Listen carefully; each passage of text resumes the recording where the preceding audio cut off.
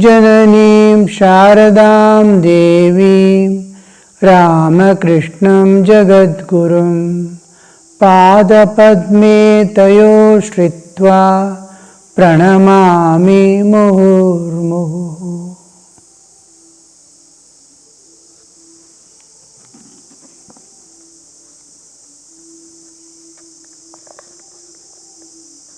About the various paths to realize God. The question was about meditation. How to concentrate, where to concentrate, how to meditate was the subject. Sri Ramakrishna is explaining in various ways. There is another form of meditation known as Vishnu Yoga. These are all we don't commonly hear nowadays.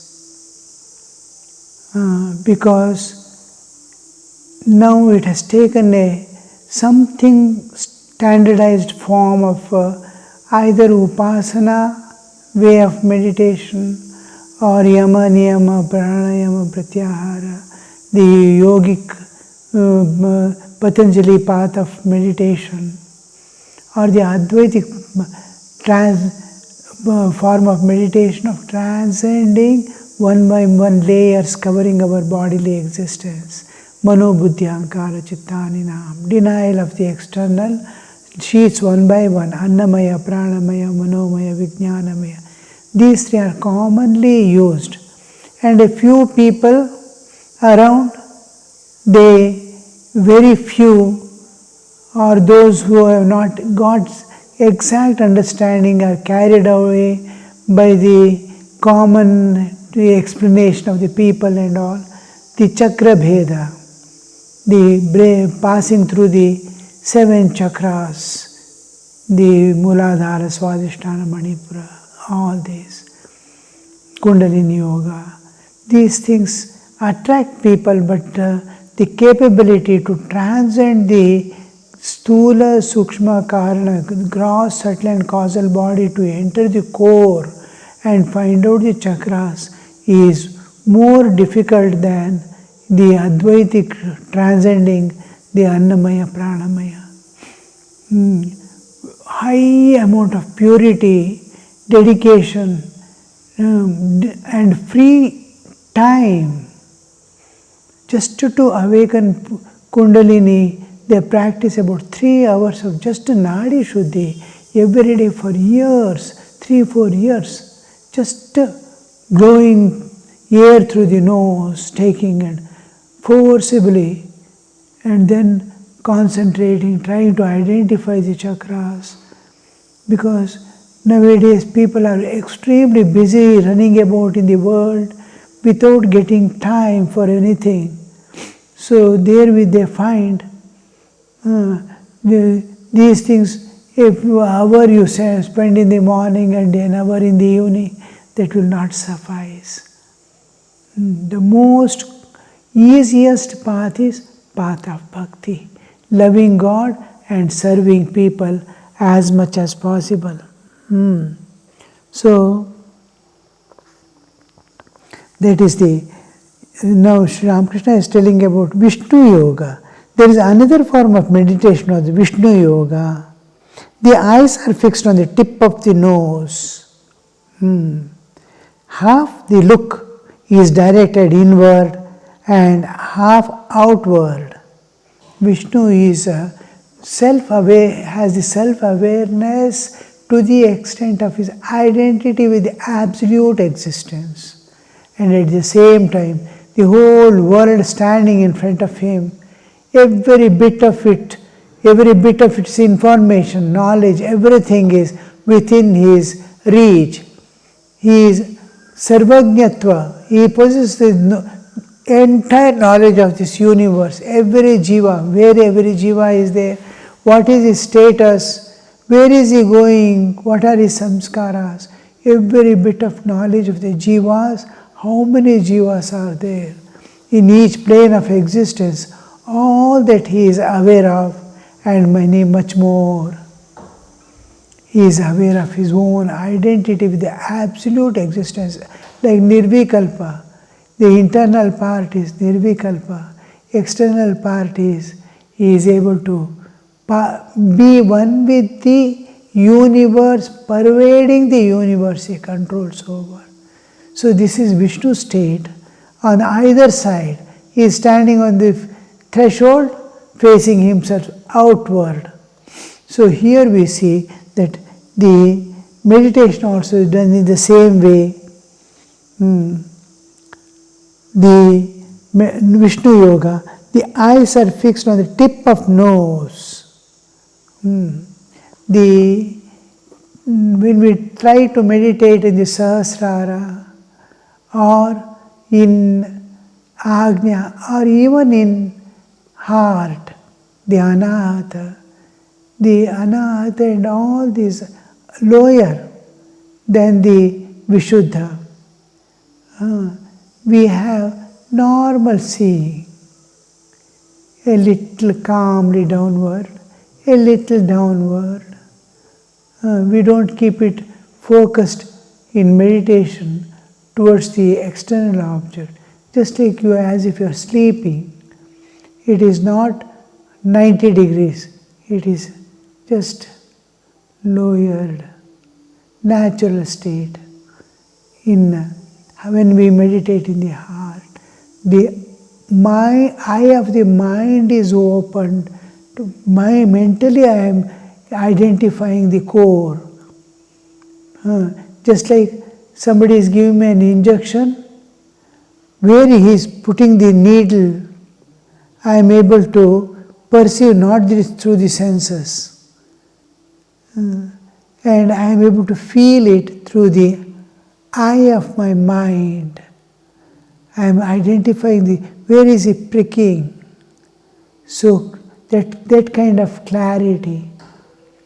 So when we see the heart is my feelings, my mind. Mentally I am observing, but physical eye is in its own resting place. Resting place is like this, drooping. Resting place. Observing it becomes immediately active and vertical. It is seeing around. Otherwise it will be like this. When the eyelid closes, it falls down. But when we meditate in Agnya and all, it is little upward. Upward and left to itself. There is no strain, but it is something like I do like this and hands are like this, suppose. The eye is made like this. It is upward as if. It is not stiff, it is not pointed, but it is exposed to the upper regions are exposed to the eye as if. It is physical eyes are not at all participating. But that is the way of going to that level of understanding through mind. Mind and intellect are governing now.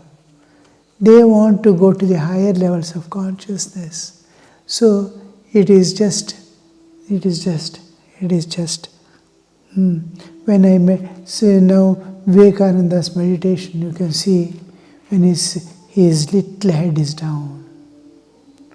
You can clearly see he is meditating in his heart. Brahmanandaji, you can see he is meditating in this Agnya or Sahasrara.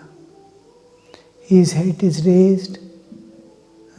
He is open to higher levels. How the changes you see. Vivekananda is sitting like this. Brahmanandaji is sitting like this. So these are not at all participating, but the mind is feeling that opening, that seeing. Mind is able to direct itself through that posture. It becomes a posture. We call it mudra. It is like a mudra. Chakshu mudra. We are usually accustomed to tell about the mudra of the hands, body. Similarly, eyes have its own mudra form of imagination. Through our imagination, it is opening up to that world. Even to find out how many dreams a person is passing through, it is the eye movement is caught. Rapid eye movement. How it is moving about here, there, it is focusing, is dreaming. Dream world is mental, but the eyes are actively moving about. Rapid eye movement. So then he is in dream. When the eyes are not inward, calmly it is sitting, then you see that it is in the no dream is going on. So this lot of difference. Now in Vishnu Yoga, it is made to focus on the tip of the nose because it is something, tip of the nose, when we say it is in this direction. It can be inward and outward. Inward also it is equally participating, outward also. It is not like threshold, but visualization. When eye is at the tip of nose and half open, small amount of opening, as if it is seeing outside and inside. In Vishnu Yoga, we meditate in that way. Because Vishnu is having his own self-knowledge and identity with the Absolute and is pervading the external world himself and governing it. After spiritual awakening, most of the times will be expansive state independent of body. It will not come to the all-pervading part of the Ishvara, but it is expansive beyond the bodily. Till spiritual awakening, our mind is only set to only bodily identity, existence. It cannot know anything, mind cannot feel anything beyond the body. Body, somewhere a mosquito comes and sits, a fly comes and sits, immediately it will identify because mind is there, mind is not outside. But after spiritual awakening, this mind pervasion drops off. Its limits go beyond the bodily existence. I am beyond. But it is fading away after some distance. I am understanding those who are around. I may feel some amount of identity. Oh, I am in those people also. I am in those plants also. I am around whatever is there. As if light is pervading at some distance. It doesn't become all-pervading, but expansive. And identity with the physical body drops off. With the spiritual awakening. So here in Vishnu Yoga, it is eyes are, vision is made as if you are concentrating. There is nothing on the nose to concentrate. But it is fixed in that way because prana vayu, prana is, the place of prana is the tip of nose, prana. Udana is in the throat. Like that, each has a place. I am breathing, I am getting energy, just like in animals, especially monkeys and all. Their prana, the whole thing, they have in their tail. Tail is the which is going to balance their whole bodily structure and holdings. we don't understand it exactly how in lizards, in these, in tigers and all, it doesn't matter. In some animals like monkeys, they have their pranas in the while jumping. They have that whole grip and all. It is as if it is the energy is flowing from the tail to the hand. And prana is there, sir. Our prana is human prana, prana, apana. When we distinguish the life forces, 5 systems we have pertaining to the 5 systems, like digestive system, the Utkramana Vayu, all these 5 breathing is there, lungs and respiratory system. Then there is digestive system, reproductive system. All these are systems, and the energy that is governing each system is prana, apana, udana, samana. These are circulatory system. So these pertain to that. These energies, it is a point from where it is as if it is spreading out. It is spreading out. Prana is the nose tip. Not because that is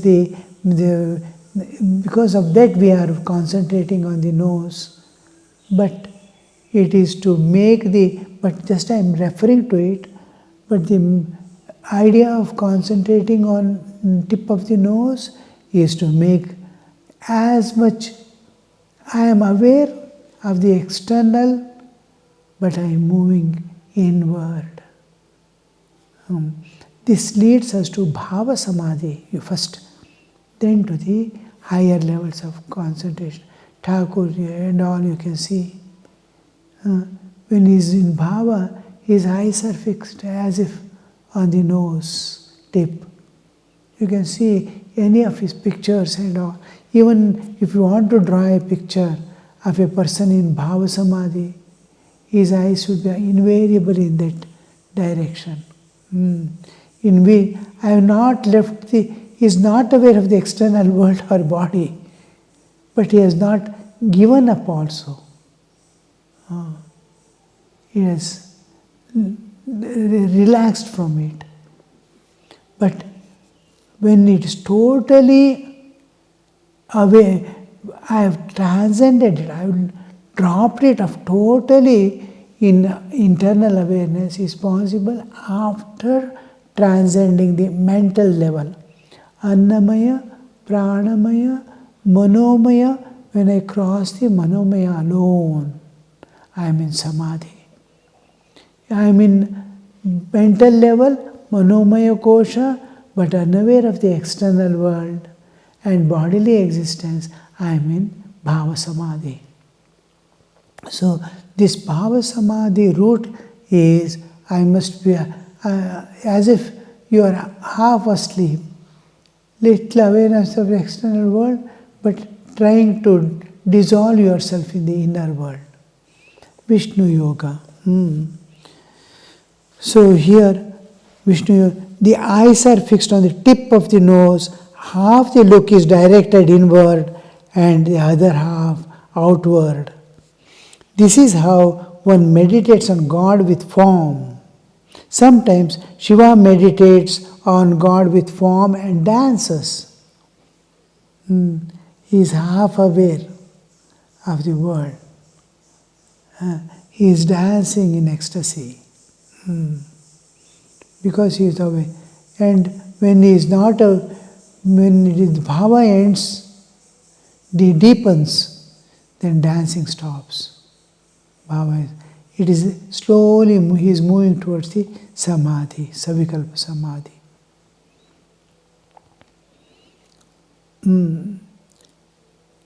At that time, he claims Rama, Rama, exclaims Rama, Rama and dances about.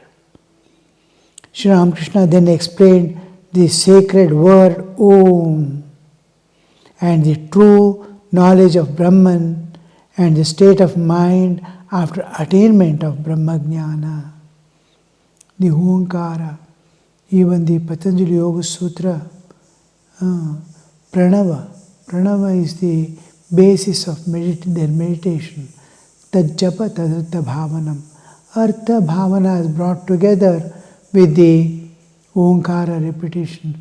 Om, when you say, just like in Upasana and all, when we utter the Ishta mantra, usually there will be some of the Bija mantras. Bija mantras are called Bija mantra because it is opening endlessly into the Absolute. The other day I was telling about the Om. Krishna says it is like a gong is hit. Om is going on. And hearing and uttering stops at a point.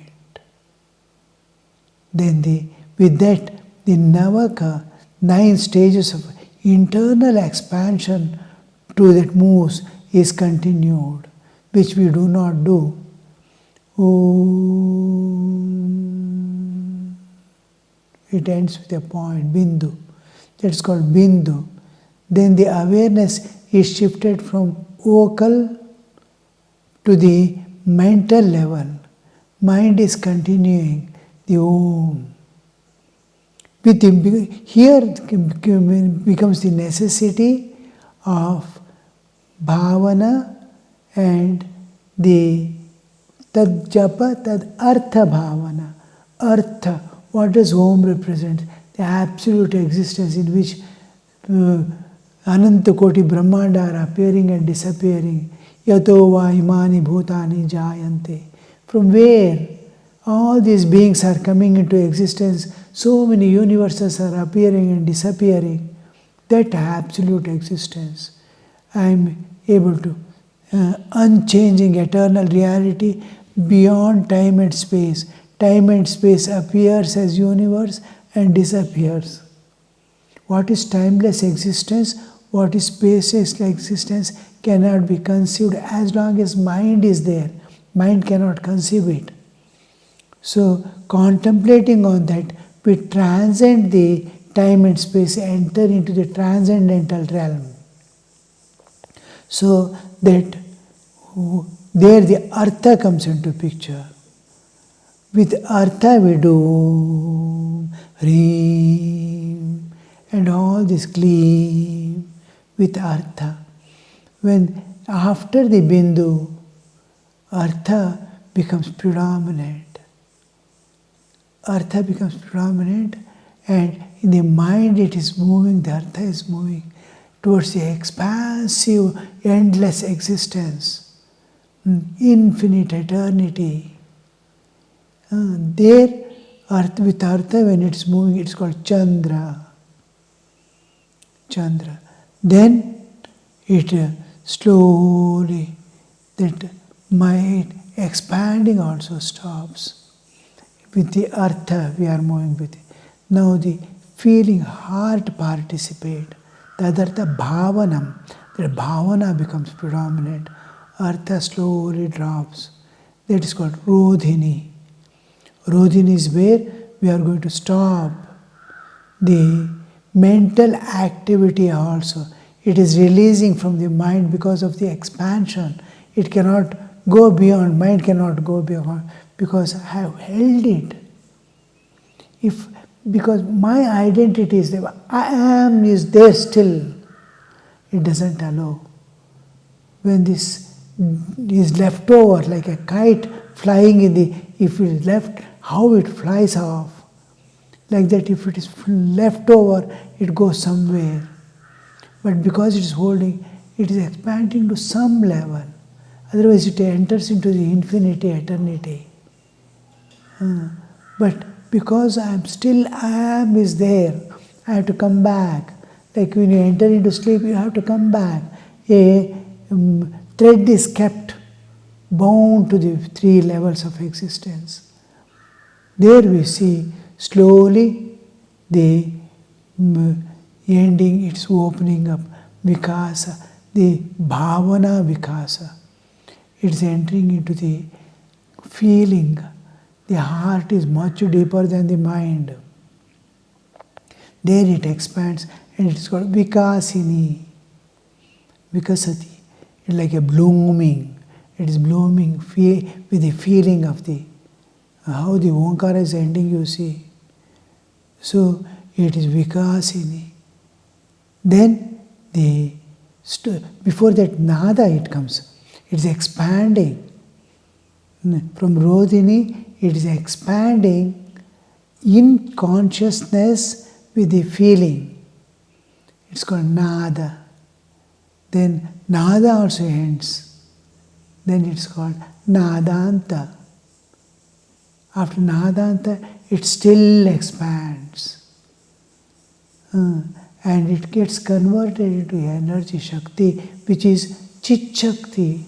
It is not physical strength, nor mental strength, or intellect, or nothing. It is pure existence of the Shakti of the existence. I exist. Chaitanya Chit Shakti. It is becoming energy which is one with the Chaitanya. Nadanta Shakti, and the Shakti expands.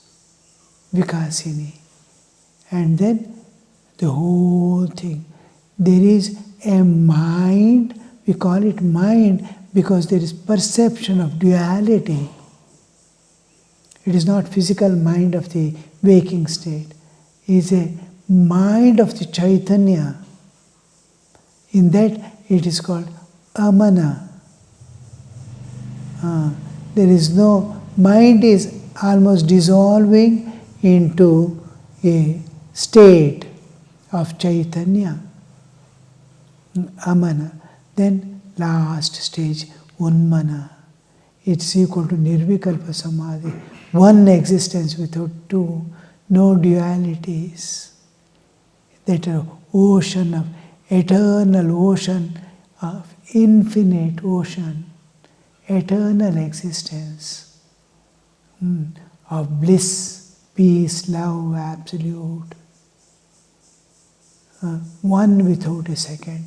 In that nirvikalpa, it ends Omkara. This Om, Sri Ramakrishna is trying to explain here in this. We'll see in the next class. Om Shanti Shanti Shanti Hari Om Tat Sat Shri Ramakrishna Arpanamastu.